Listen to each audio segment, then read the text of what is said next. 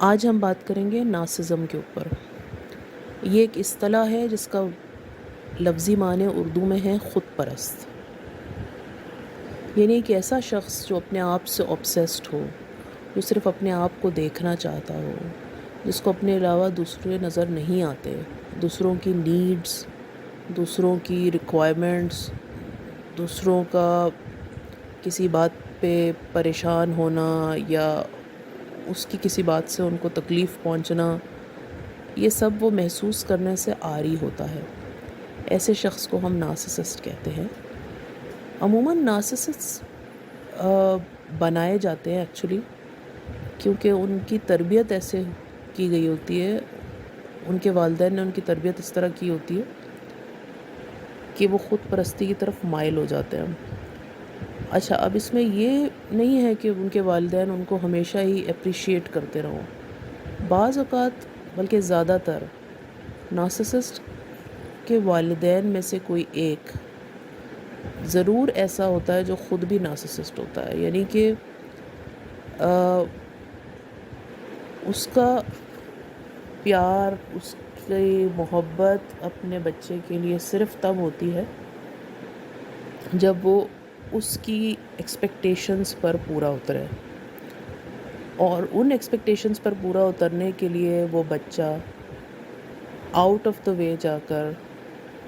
اپنے آپ کو مار کے اپنے آپ کو ثابت کرنا چاہتا ہے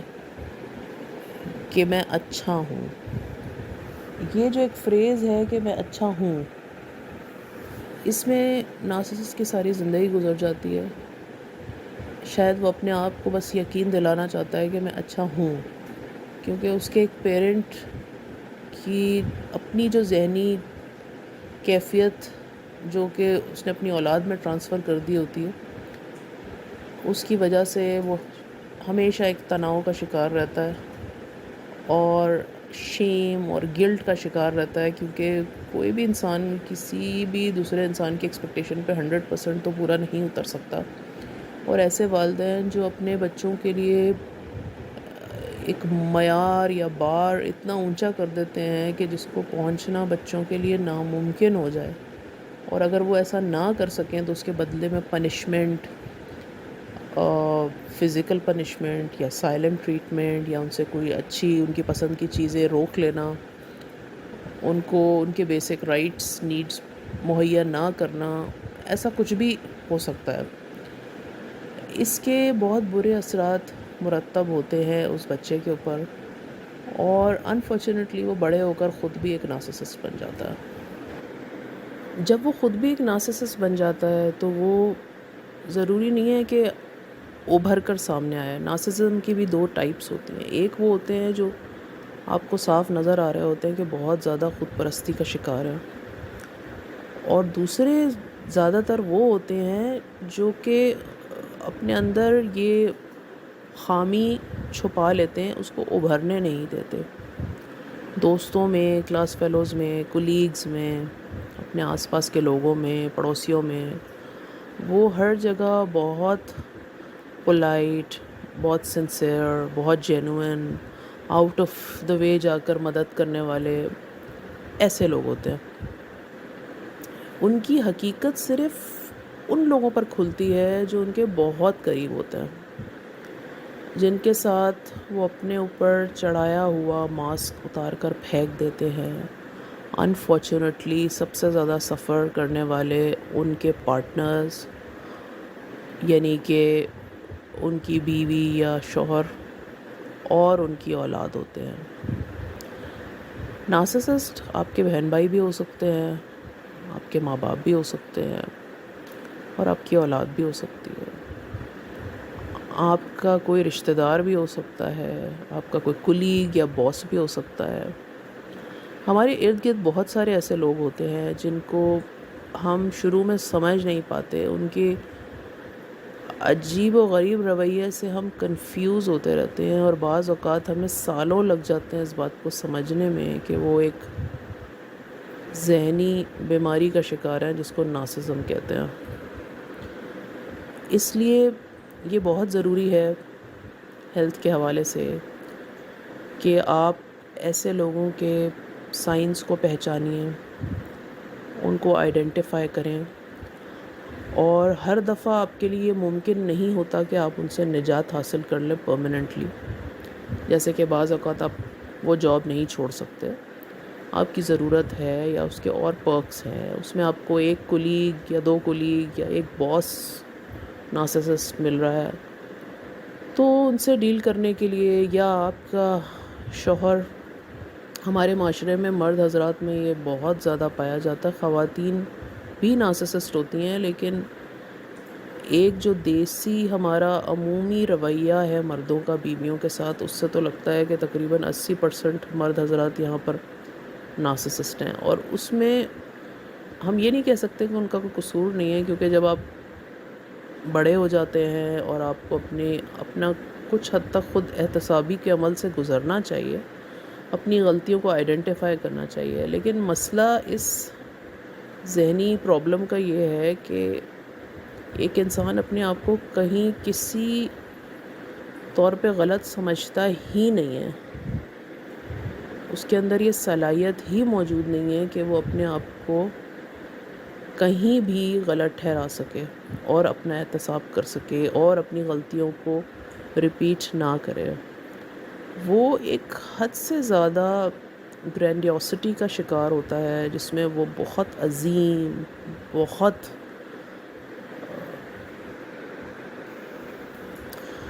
سنسیئر, بہت اچھا اپنی نظروں میں, اور کبھی اگر اس کو کوئی کچھ ذرا سا بھی برا کہہ دے تو اس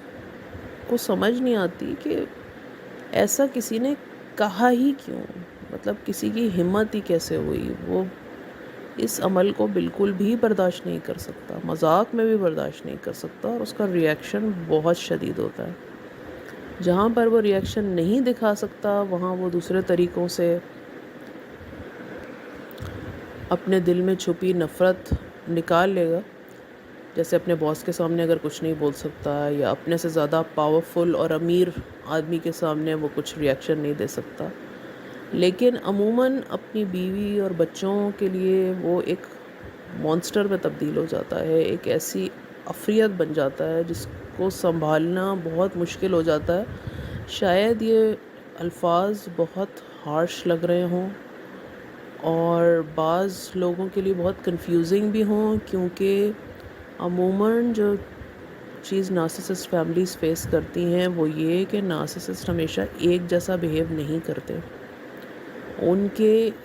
ایک گڈ سائڈ ہوتی ہے جس میں وہ بہت زیادہ لو بومبنگ کرتے ہیں, آپ کو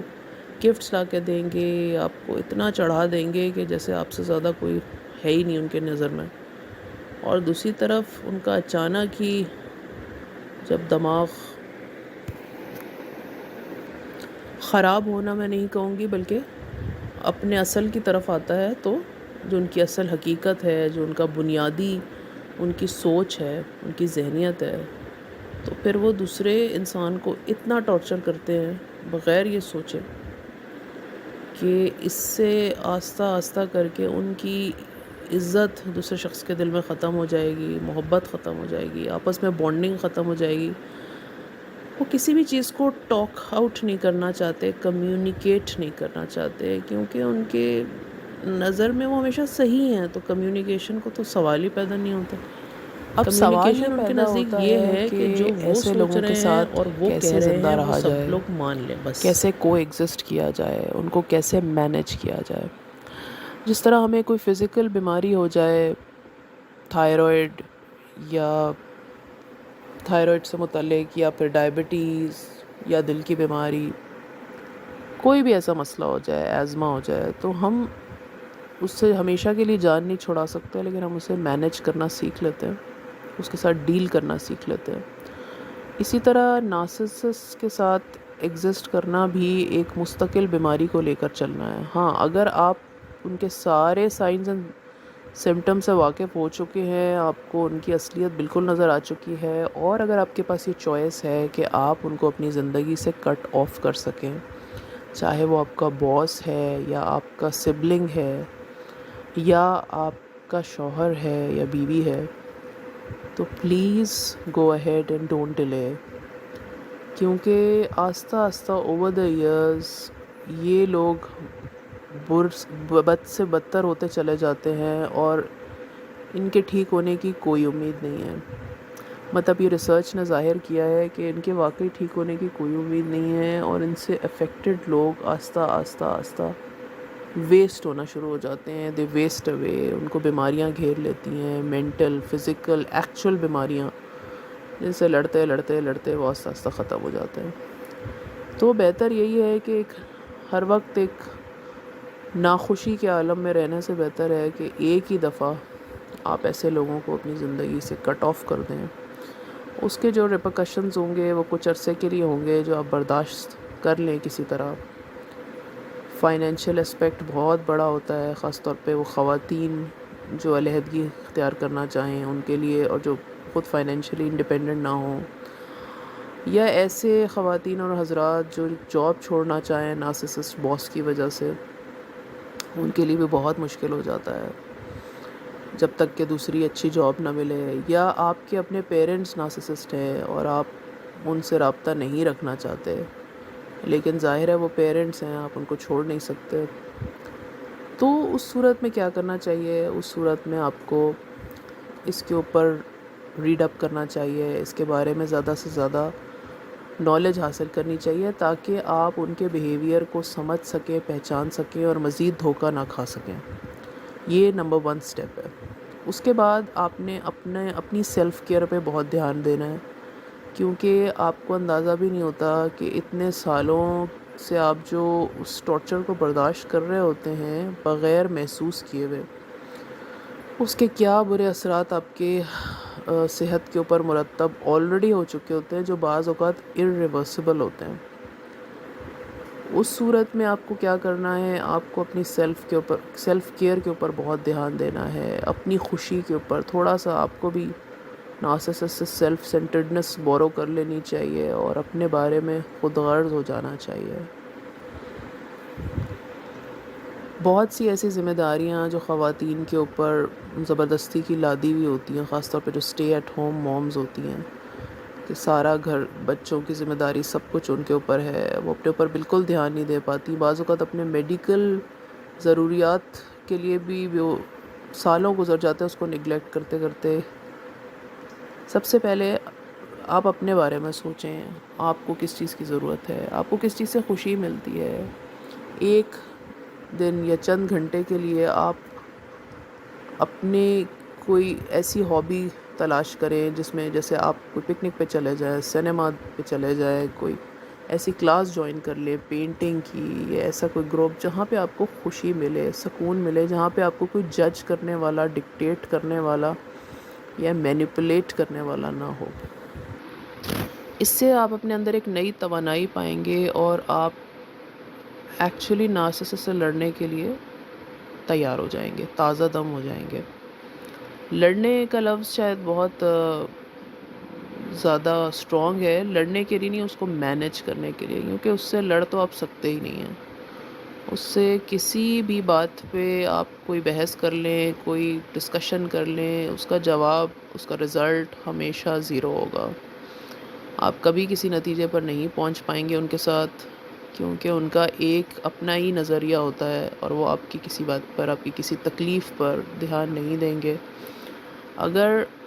آپ ان کو اپنی تکلیف بتائیں گے بھی تو بعض اوقات وہ اس وقت ہمدردی کا اظہار کریں گے، لیکن بعد میں وہی چیز آپ کے اگینسٹ یوز کریں گے. تو یہ ٹاپک بہت وسیع ہے، اس کے اوپر ہم دوبارہ بھی بات کریں گے. آج کے لیے اتنا کافی ہے. نیکسٹ حصے میں ہم اور بات کریں گے کہ اس کو ہم کیسے مینیج کریں. اگر آپ کو ویڈیو پسند آئے تو لائک اور سبسکرائب کر دیجیے گا. شکریہ.